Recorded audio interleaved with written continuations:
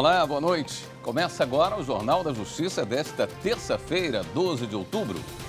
O Conselho Nacional de Justiça edita a recomendação para que tribunais de justiça divulguem os canais de denúncia contra a violência infanto-juvenil. Esse é um dos destaques do Jornal da Justiça de hoje. Vamos aos demais assuntos. Superior Tribunal de Justiça decide que não cabe dano moral coletivo por todinho contaminado.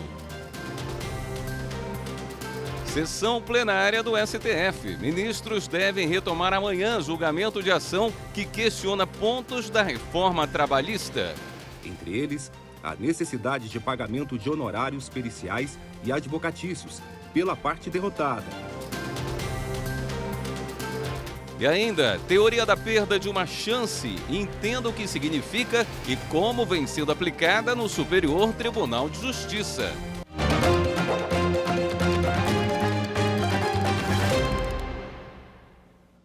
Dia das Crianças, uma data para comemorar e também para refletir sobre a violência infantil no país.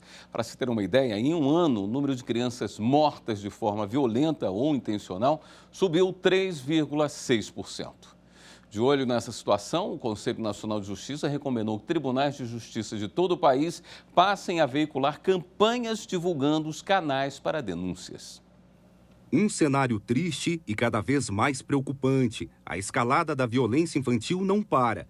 Só no ano passado, 6.122 crianças e adolescentes foram mortos no Brasil, crescimento de 3,6% em relação a 2019. O Fórum Nacional da Infância e Adolescência alerta que na faixa de 0 a 14 anos, todas as agressões no ano passado ocorreram dentro da família ou da comunidade. Os números são do Anuário Brasileiro de Segurança Pública. Com o isolamento social, medida necessária para conter o avanço da Covid, especialistas afirmam que crianças e adolescentes ficaram ainda mais vulneráveis e expostos a diversas violências, e sem contato com demais familiares, profissionais de educação e outros adultos. Diante desse cenário, o Conselho Nacional de Justiça aprovou por unanimidade uma recomendação para a divulgação de campanhas contra a violência infantil. A ideia é conscientizar a população sobre o importante papel da rede de apoio, formada por conselhos tutelares, defensorias, Ministério Público, tribunais de justiça, escolas, hospitais e postos de saúde.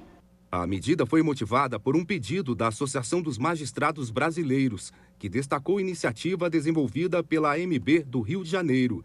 Desde março, quem participa divulga cartões nas redes sociais, que trazem a foto em preto e branco e as palmas das mãos pintadas de azul. Uma referência ao menino Henri Borel Medeiros, morto em março na Barra da Tijuca, no Rio. Agora, com a recomendação do CNJ, tribunais de justiça de todo o país foram orientados a veicular campanhas sobre a violência infantil em suas páginas oficiais. Por tratar-se de missão constitucional a todos conferida, torna-se necessário conscientizar a população sobre o dever de proteção do público infanto-juvenil e assim conferir maior publicidade sobre os canais de comunicação disponíveis para denunciar atos de violência contra este grupo.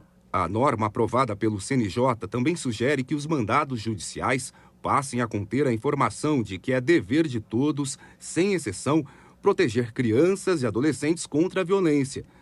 Deverá ser disponibilizado no documento oficial os meios de comunicação para a efetivação de denúncias como o Disque 100, canal gratuito de denúncia de violações dos direitos humanos, e do Conselho Tutelar ou de autoridade policial competente. O Superior Tribunal de Justiça decidiu que não cabe danos morais coletivos por todinho contaminado. Reportagem de Jéssica Castro. No caso que foi julgado pelo colegiado, o Ministério Público Federal ajuizou a ação contra a empresa PepsiCo do Brasil por comercializar lotes da bebida achocolatada Todinho, contaminada com bactéria extremamente nociva à saúde, que teria acontecido por resfriamento inadequado. O MP apontou que, diante da gravidade dos fatos e da grande repercussão, a empresa realizou o recall dos produtos, comunicando o fato em veículos de comunicação de todo o país inclusive em jornais de grande circulação e no seu próprio site. Em primeiro grau, o juízo condenou a PepsiCo a indenizar os danos causados aos consumidores, a serem apurados em liquidação individual. E a empresa foi condenada ainda ao pagamento de dano moral coletivo de R$ 500 mil, valor que foi aumentado pelo Tribunal de Justiça do Rio Grande do Sul para R$ 5 milhões. A quarta turma do STJ, por unanimidade, deu parcial provimento ao recurso especial da PepsiCo para afastar a indenização de caráter coletivo. O relator, ministro Luiz Felipe Salomão, explicou que a caracterização do dano extrapatrimonial coletivo ocorre no momento da injusta lesão a valores fundamentais da coletividade, independentemente da constatação de efeitos concretos negativos gerados pela conduta ilícita. O ministro pontuou também que uma das características do direito difuso é a natureza indivisível do objeto, com a impossibilidade de fracionar o direito entre os que compõem a coletividade envolvida, mas que no caso dos autos é perfeitamente possível a individualização dos efeitos e também das pessoas supostamente atingidas, que seriam os consumidores do produto contaminado, tanto aqueles que ingeriram a bebida quanto aqueles que apenas a compraram, mas sem bebê-la. O Superior Tribunal de Justiça reconheceu a perda de prazo numa ação de indenização sobre o uso da substância talidomida. Os detalhes com a repórter Viviane Novaes. A mulher que entrou com a ação na justiça nasceu na década de 60 com deformidades físicas e alegou que a mãe usou talidomida durante a gravidez. Essa substância foi muito usada pelas gestantes para combater os enjoos, até a descoberta de que ela provocava deficiências em bebês. O Superior Tribunal de Justiça entendeu que, no caso, houve a chamada prescrição, ou seja, a autora perdeu o prazo para entrar com o processo. O ministro Luiz Felipe Salomão explicou que a ação deveria ter sido proposta até 1996, mas a mulher só pediu a indenização em 2017. A decisão ainda cabe recurso. Após a atuação do Ministério Público Federal, agências dos Correios da Serra Gaúcha terão de se adaptar às normas de acessibilidade voltadas às pessoas com deficiência física ou com mobilidade reduzida. A ação foi ajuizada pelo Ministério Público Federal ainda em 2018, mas a instituição atua desde 2010 para fazer com que os Correios promovam adaptações em 9 agências da região de Caxias do Sul.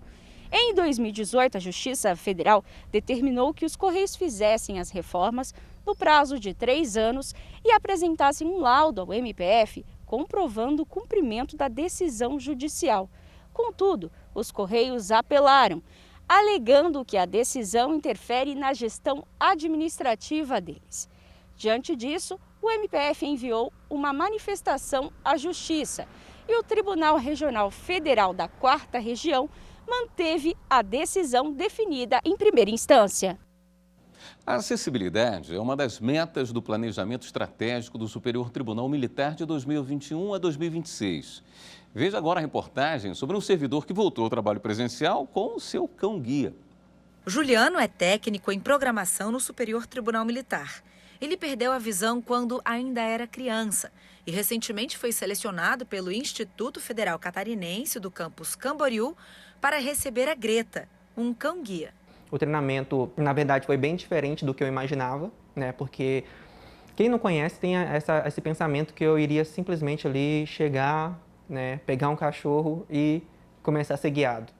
Mas é uma realidade completamente diferente. Para se adaptar ao retorno presencial, Juliana e Greta estão em treinamento aqui no STM.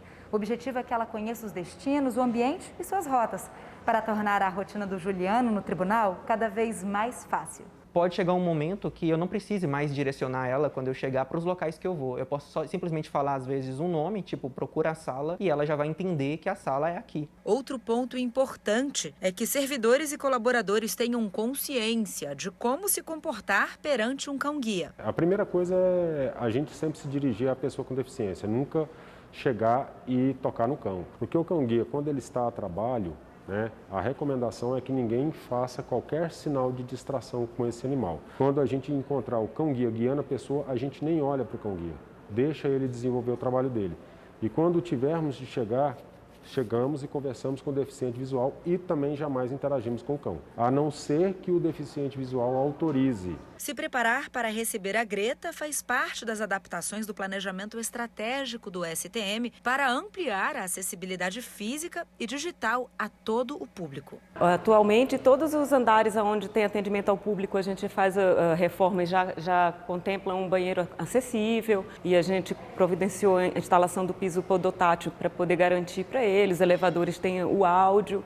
E a gente vai, toda vez que é necessário fazer uma reforma num andar, aí a engenharia e a arquitetura já vem com essa visão da acessibilidade, né? Objetivos que vão de acordo com a Resolução 401 de 2021 do Conselho Nacional de Justiça, que dá diretrizes de acessibilidade e inclusão de pessoas com deficiência nos órgãos do Poder Judiciário. Um aprendizado que deve ser abraçado por toda a sociedade. Quando a gente vê uma pessoa rompendo as barreiras, como o Juliano faz, né, enfrentando as dificuldades dele, nos ajudando a romper as nossas barreiras, né? E faz a todos nós crescermos como pessoas, né? Aqui no STM, a inclusão é levada a sério. Greta foi recebida até mesmo no plenário do tribunal. O significado desse gesto é mostrar que os espaços da Justiça Militar da União são acessíveis para todos. E é uma felicidade do nosso tribunal receber, né, alguém, né, com deficiência visual como ele, que vai nos ajudar aqui na nossa informática. Temos certeza absoluta que ele vai ser muito feliz aqui com a gente, principalmente pela vontade demonstrada em vir trabalhar. Para isso, ele está preparando o terreno aqui, está conhecendo o terreno, né? Todos os lugares que ele vai frequentar. Nós o recebemos com muita felicidade, né? Muita alegria. Temos certeza que ele vai ser feliz entre a gente aí. E no próximo bloco, a ação ajuizada pela Procuradoria-Geral da República contra a reforma trabalhista é um dos temas da pauta da sessão plenária do STF desta quarta-feira.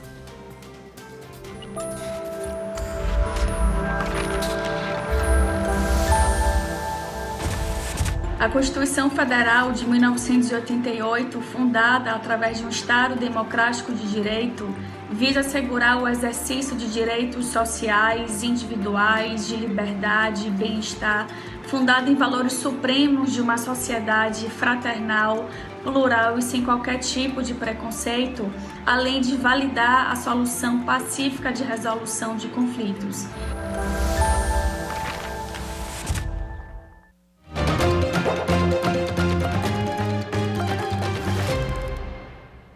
O Supremo Tribunal Federal deve retomar, na sessão desta quarta-feira, o julgamento de uma ação proposta pela Procuradoria-Geral da República contra a cobrança de usuários da justiça gratuita em ações trabalhistas.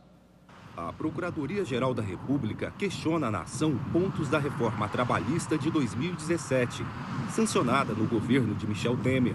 Entre eles, a necessidade de pagamento de honorários periciais e advocatícios pela parte derrotada, ou honorários de sucumbência, mesmo que o trabalhador seja beneficiário da justiça gratuita. Também é contra dispositivo que determina o pagamento de custas pelo beneficiário da justiça gratuita que faltar sem justificativa à audiência. O julgamento da ação foi suspenso em maio de 2018, após pedido de vista do ministro Luiz Fux. Até agora, 2 ministros votaram. O relator, Luiz Roberto Barroso, entendeu que não há desproporcionalidade nas regras questionadas, uma vez que a limitação tem como objetivo restringir a judicialização excessiva das relações de trabalho. Barroso votou pela improcedência da maior parte dos pedidos feitos pela PGR. O ministro Edson Fachin abriu divergência. Para ele, as regras ferem a proteção integral ao acesso à justiça e a proteção aos necessitados. Sustentou que as restrições impostas pelas normas esvaziam o interesse dos trabalhadores em acionar a Justiça do Trabalho, tendo em vista a pouca perspectiva de retorno. A Advocacia Geral da União enviou um memorial ao Supremo Tribunal Federal defendendo que gastos com inativos, pensionistas e imposto de renda retido na fonte respeitem a Lei de Responsabilidade Fiscal e contem como despesa com pessoal. A AGU defende no STF o respeito à Lei de Responsabilidade Fiscal por tribunais de contas de estados que têm contrariado a competência da União para fixar os limites de despesa com pessoal. O caso envolve ação declaratória de constitucionalidade que busca impedir decisões de tribunais de justiça e de tribunais de contas dos estados que estavam excluindo despesas com inativos pensionistas e com o imposto de renda retido da fonte no limite de gastos com pessoal. A AGU enviou memorial aos ministros do Supremo concordando com os pedidos. Segundo a Advocacia Geral, os órgãos estaduais têm adotado uma hermenêutica criativa que ultrapassa as fronteiras locais, afeta o equilíbrio federativo e traz consequências sistêmicas no cenário nacional. O descumprimento da regra significa que os estados e o Distrito Federal comprometem grande parte de suas receitas para pagar salários ou aposentadorias dos servidores. A AGU argumenta que a LRF possui caráter nacional e que as decisões flexibilizando os cálculos da lei estimulam um comportamento fiscal irresponsável, além de contribuir para o descontrole fiscal e o endividamento público federal. A ação declaratória tem como relator o ministro Alexandre de Moraes. A Justiça Militar da União marcou para amanhã, quarta-feira, o julgamento dos 12 militares do Exército denunciados pelo assassinato do músico Evaldo Rosa dos Santos, que estava em um carro alvejado com mais de 80 tiros no Rio de Janeiro, e do catador de recicláveis, Luciano Macedo, baleado ao tentar ajudar a família que estava no veículo. Todos respondem ao processo em liberdade enquanto aguardam o julgamento. O caso aconteceu em abril de 2019 e os militares foram denunciados em maio daquele ano por homicídio qualificado, tentativa de homicídio e omissão de socorro. O Conselho Nacional de Justiça começou um mapeamento inédito de práticas, desafios e perfil das equipes psicossociais do Judiciário que trabalham no campo da privação de liberdade. O CNJ vai consultar os profissionais das equipes técnicas interdisciplinares, de varas de execução penal ou criminal, de medidas alternativas, da infância e juventude, voltadas ao sistema socioeducativo, assim como grupos de monitoramento e fiscalização do sistema carcerário. Os profissionais deverão responder a um questionário que está sendo enviado por meio de ofício. O prazo para preencher o formulário termina no dia 20 deste mês. Entrevistas também serão realizadas.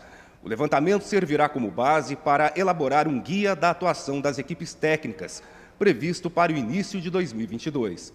As equipes psicossociais são importantes para ajudar na identificação de vulnerabilidades, riscos e possibilidade de proteção social. O mapeamento pelo CNJ é inédito. O trabalho vai auxiliar na melhoria da prestação dos serviços e faz parte das atividades do programa Fazendo Justiça. No próximo bloco, entenda como o Superior Tribunal de Justiça julga casos que envolvem a teoria da perda de uma chance. Os detalhes em instantes.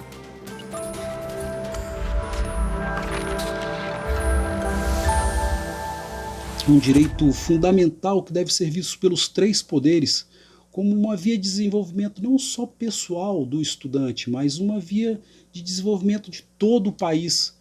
A importância da Constituição, eu considero o direito à educação, principalmente uma educação de qualidade, assegura o acesso e o cumprimento não só aos direitos mencionados, mas a todos os outros direitos previstos na Constituição.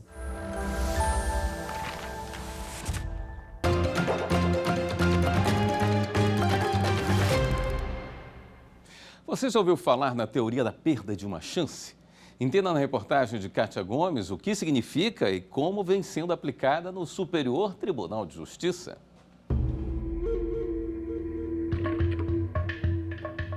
Doze pessoas no coração da floresta amazônica passando por provas de aprendizado ecológico e desafios. Essa era a proposta do programa Amazônia Reality Show, exibido pela TV Record em 2012, que o professor Alexei participou. O grupo conviveu com índios, recebeu aulas sobre economia sustentável e vários outros assuntos relacionados ao meio ambiente. A oportunidade do programa foi interessante, era um programa com toda uma motivação ecológica correta. Mas depois que o programa encerrou, a experiência positiva que o Alexei tinha vivido se tornou decepção. Ele descobriu um erro na contagem de pontos e que foi eliminado injustamente na semifinal durante um jogo de perguntas e respostas. Isso foi gravado, não foi ao vivo. Uma semana depois foi ao ar, no domingo, meia-noite. Aí no outro dia era revista me ligando, jornal me ligando, várias pessoas da mídia oficial, dizendo, olha, você empatou, assista novamente. Eu tive que esperar o programa ser veiculado no ar, assisti 11 vezes, vi que eu havia empatado, escrevi para a produção, dizendo, olha, houve algum erro na contagem de pontos, eu não perdi, eu empatei com o cara que virou finalista. E eles levaram uma semana para me responder. Porém, a resposta não foi a que o participante esperava. A produção do programa negou qualquer erro. Alexei decidiu procurar a justiça para que o programa reconhecesse o empate. Não importa que tenha sido de propósito ou tenha sido um engano de contagem. O que importa é que aconteceu uma injustiça. Eu não pedi o prêmio inteiro, eu sabia que eu não tinha o direito de pedir o prêmio inteiro, seria absurdo, não era certo que eu iria ganhar. Eu pedi proporcional à probabilidade que eu tinha de vencer. Eu pedi 25% do prêmio mais danos morais. O caso do Alexei chegou ao Superior Tribunal de Justiça. Ao analisar o processo, a terceira turma negou o provimento ao recurso especial da TV Record e manteve o acórdão do Tribunal de Justiça de São Paulo, que condenou as empresas organizadoras a pagar R$ 125 mil de indenização, 1/4 do valor total do prêmio de R$ 500 mil, além de uma indenização de R$ 25 mil por danos morais.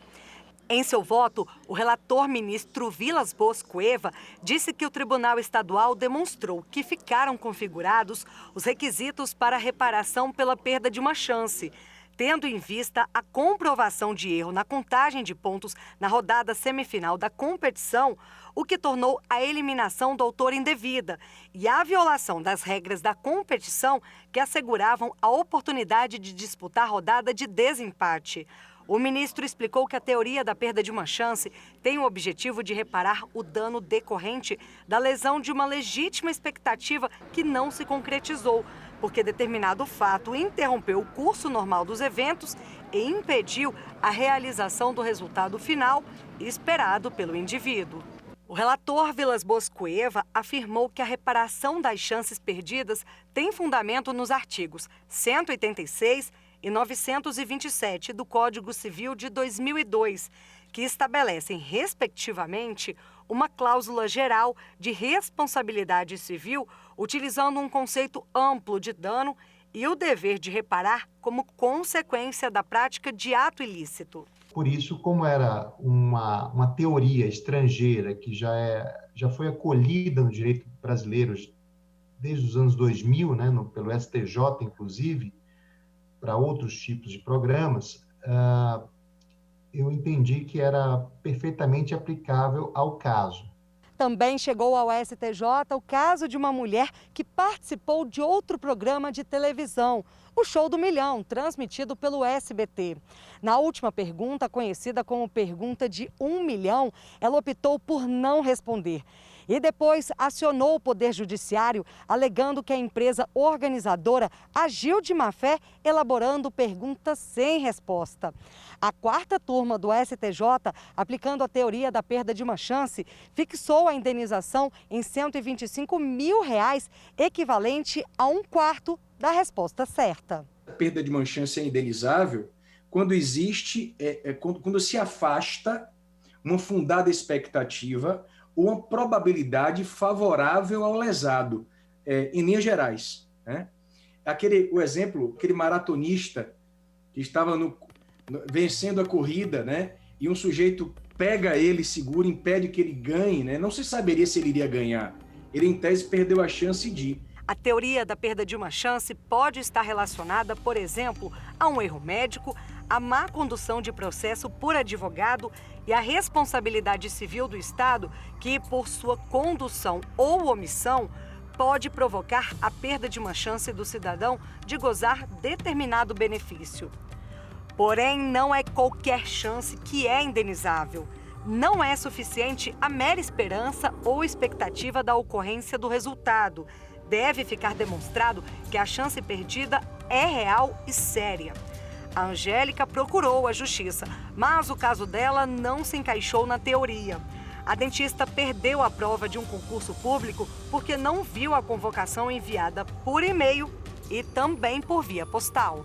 Quando eu fui ver, eu tinha sido convocada, só que eu não acompanhei por via e-mail, porque o meu e-mail tinha mudado. Chegamos à conclusão que a carta tinha sido extraviada. Então, como eu recebi um não no processo administrativo, eu entrei na justiça. Infelizmente, tive um não como resposta. Esta edição do Jornal da Justiça fica por aqui. Obrigado pela sua companhia. Até amanhã.